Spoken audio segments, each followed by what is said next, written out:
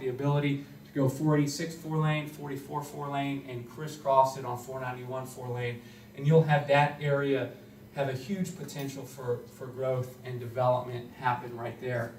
So that's a little bit of what's happening from an economic development standpoint. And again, I don't just say this to be optimistic. The best and brightest days are ahead. We're coming out of this. Things are starting to move. Things are starting to happen. And if we can position ourselves correctly, it'll be a great thing for our community.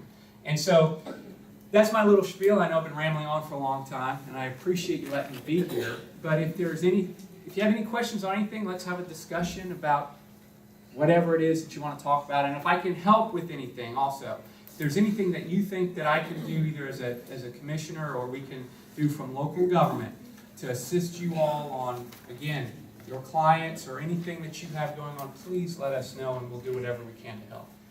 Clayton, yes, sir. Hey, how are you, sir? Good, sir. Can you give us a timeline on the Duke Energy project? Yes, sir. And there's a second project they're doing too on the spent fuel cells. That's an excellent point. I didn't even bring the decommissioning. Two things on the latter part of your question. The spent fuel cells, the decommissioning process that they're going to start. They're going to wrap up, in layman's terms, the nuclear power plant. They're going to decommission it. That in itself will probably have the largest economic impact on our community short term than anything. They're going to bring in a lot of workers.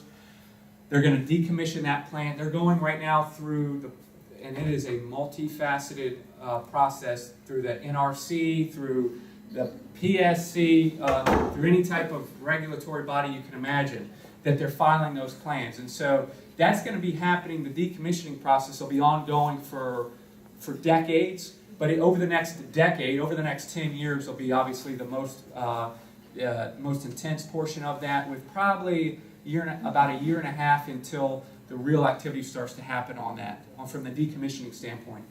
On the new gas plant, in tandem with that, they're hoping to be, and that's the same type thing, not as regulatorily involved as a nuclear power plant, but still, when you're building any type of utility plant, there's a lot of different regulatory bodies you have to go through. The first step really was coming to the county and making sure that they rezone their land correctly, that the land that they have is rezoned. We're going through that process, and anything from a local government standpoint that we have with them, we're working fast with them. They want that plant, and Jeanette, they said the other night, I think it was 2018, right, to be up and running in 2018. And so that means construction commences, I think they were trying to do late 2015. Early 2016 is where they want to start breaking ground.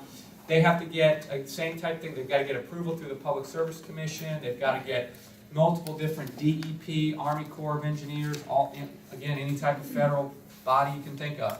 So we're probably shooting for end of 15, early 16 to start break ground with the plant being done in 18. Both good news factors there. And I thought that was important, especially to this group, as that's 850 people going to be in this area in the next 2 to 3 to 5 years. Sure. Spending money at rental houses, buying houses, and everywhere else. Yes, sir. And as a shameless plug, take it, go.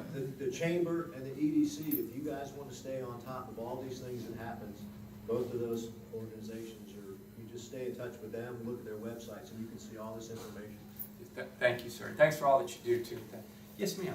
I just want to make a comment about one other issue that yes, ma'am. I'm sure all the realtors are dealing with, and that's the flood insurance change. Yes, yes. I just talked to someone yesterday who said, we're getting ready to retire. We'd really like to buy something on the water, but I can't afford to pay $10,000 a year for flood insurance. That's the perception that's out there. Sure. And that is not necessarily the case. I have a listing on the water, and the sellers wisely went and got flood insurance even though it's paid for, and they're only paying $900 a year because it's elevated. But I think there's so much confusion out there that if there's any way we can get any kind of clarification that we can funnel to our buyers, it would help. We'll work on that. I'll work on trying to get some, because I hear that all the time.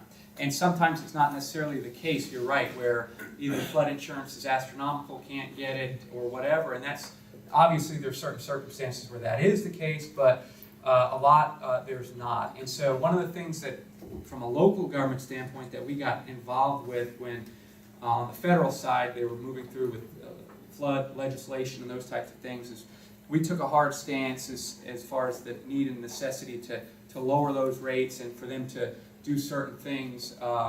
We contacted our local legislative delegation, Representative Rich Nugent in Congress, and then Senators Nelson and Rubio from the federal level. But we will try to get the message out there that's not always the case. We're also working, by the way, with the City of Crystal River on redevelopment initiatives that they are doing with regards to a whole host of different things. And obviously, with them being on the coast, they have a lot of flood type issues there.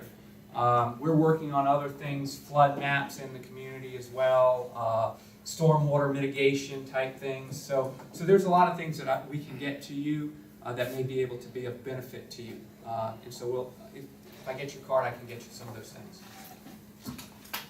Anyone else? Is that it? Thank you guys very much. I really appreciate it.